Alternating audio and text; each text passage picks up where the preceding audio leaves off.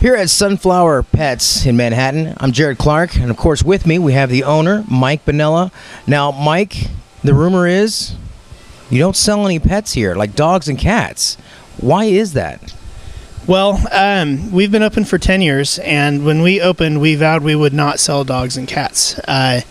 Basically, the logic behind it was that there is a real problem in the area with too many pets that need homes already, and we don't want to continue adding to that by encouraging people to continue breeding puppies and kittens when there's so many that already need homes. So, I mean, that was our primary reason not to sell those types of pets. We did do a lot of pet adoptions through the Humane Society. We've helped people, various shelters and other rescue groups find pets without, buying a new puppy somewhere else. So now, do you give us other incentives for people to adopt? We have done many things throughout the years. We really focus on nutrition at our store, and we provide very high-end dog foods and very specialized foods for dogs with special needs. The most nutritious foods we can find, we carry them. We have done different discounts for people when they adopt in the past. We still offer it. We don't get taken up on it as often as we used to. But, we'll get you a free sample, like a 5-pound bag of high-quality food to start out on, and discounts on all your supplies that you pick up for the pet when you adopt. Now, not selling cats and dogs, does that actually hurt business at all? I mean, as his normal pet store, you think you come in, you're going to look at some cute little puppies, you're going to look at some cute little cats. I guess that would depend on the day you ask me, because sometimes I wonder if I'm losing out because of that. I have friends that own stores in Kansas City and other towns that sell puppies and think I'm crazy for not doing it. The main thing, though, that I would say about that is that I sleep well at night knowing that I'm not contributing to what is a real problem in my eye. I just can't do it. I don't want to do it. There's so many dogs and cats being put down locally that need homes. I don't want to add to that, and I feel like people respect that decision. Most people respect it enough that they appreciate it and understand what we're doing, and I think we have a good local following for that philosophy. Plus the fact that we really focus on service in our store. A lot of stores in my industry, you go in there, you're lucky if anyone even addresses you, let alone can answer questions well. And we spend a lot of time training our staff. We have very low turnover, and I think that's largely because the staff enjoys what they do, and I don't just give them a shirt and say, here you go. I spend hours training them in every area of the store, and we don't put the new ones out without a well-experienced person at the same time. We really focus on service, and I think that's how we've managed to do well, is that people will go somewhere else and then they come here and it's like, wow, you're awesome. You just helped me fix my dog's problems. So I think that's the difference, is that we don't really need to sell dogs and cats because we're able to help the people who've already taken that plunge or have adopted. So, and we do have other really interesting things in the store. We have reptiles, and we also have a lot of really cool fish. Now, the latest approximate numbers is about 300 pets a year are put down in this area. Why do you think that there is such a big problem in this area? Well, I think if you look at the average age of the residents in Manhattan, including students, you'll see that it's relatively young. And I know, speaking from experience in my own life as a young person, I wasn't nearly as responsible as I am now in my 40s.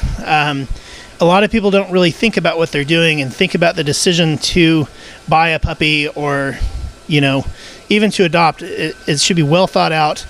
And unfortunately, what you see is a lot of impulse buys. Somebody will go to a store and they'll fall in love with this cute, fluffy little puppy, not thinking about, well, at the end of this year, I'm going to be moving out of state because I'm in a PCS, or I'm going to be graduating and my parents don't want me to have a dog at home. And believe me, I've heard every excuse there is. We hear so often that, oh, well, I'm moving and I can't have a pet in my new place.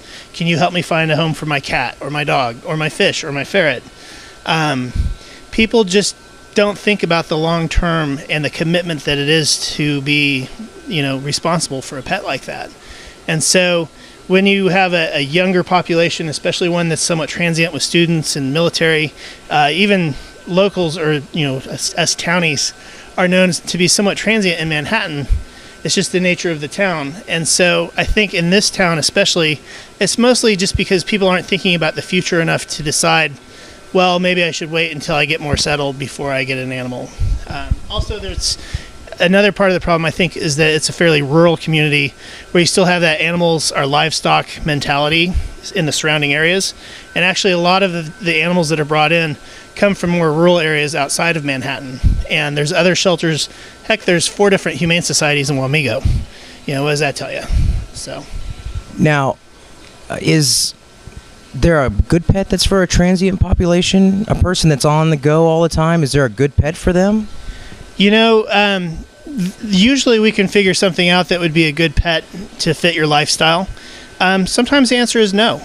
Sometimes we have to tell people, this might not be the best idea. I mean, we don't just say, no, I'm not going to sell you this, but we are known to kind of help people think it through a little bit. I like to tell a story of someone who was military that was looking at buying a python from us.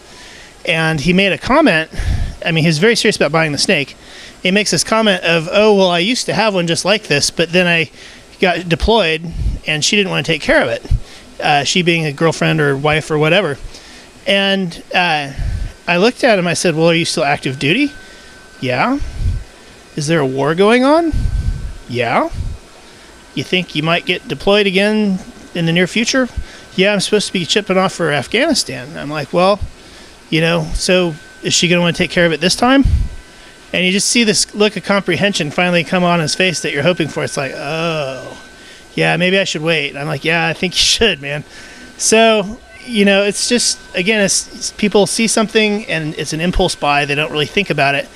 I really do try to help people think about it, for the animal's sake, if nothing else. So you're more than just a pet store here. It's more of quality food for the pets, education with a really knowledgeable staff that you're not going to find at, the Puppy Mill Pet Store. Don't want to call it that or label it that, but is there a Puppy Mill problem you feel like in Kansas? Kansas is one of the largest puppy mill producing states. I have seen them personally. One lady came to City Park once with, I can't remember how many different breeds of puppies. She had a whole slew of them. There must have been at least 6 or 7 different breeds. And so she just set up a playpen in the park, and all these people were stopping and oh, should we buy one? Should we buy one? And I was saying to people, this lady obviously is a puppy mill. These puppies are, it's not a hobby when she has this many different breeds that are all 8 weeks old, It's a definite problem in Kansas. I haven't looked at numbers for a couple of years, but I know at one point we were like number 2 behind Missouri, I think, in number of puppy mills. Kansas is fairly lenient on inspecting and on the rights of animals as far as what's tolerated. And so some of them are just horrific, So is that a legal thing to do, that somebody can just put a pin up in a city park and sell puppies? I don't believe it is. I think you would have to at least get some sort of license to vend in the park. And you are supposed to obtain a breeder's license also. She may or may not have had that. I don't know. But no, I wouldn't think it would be legal to set up in City Park. I mean, I would think I would get talked to if I went over to City Park with a stack of dog food and started trying to sell it, So, yeah, I'm pretty sure that was illegal. What animals don't you feel bad about selling? Well, I mean, I see fish here. I see some fish back here and stuff. Yeah. And I even tell people sometimes, well, the fish you're looking at isn't really going to do well in that size of aquarium that you have room for. So, maybe we can help you find something that's more appropriate for the space that you have. So I wouldn't even say that about fish. I mean, we're pretty actively talking to people about what's going to be realistic and what might not work out. If you have a 10-gallon aquarium and you really want an Oscar fish, well, it's probably not going to work. And we'll tell you, you might want to either get a bigger tank or find something small that would fit in that tank better. you're going to lose the fish, and there's no sense in killing your fish for no reason. So we kind of speak up even for the fish. Your earlier question about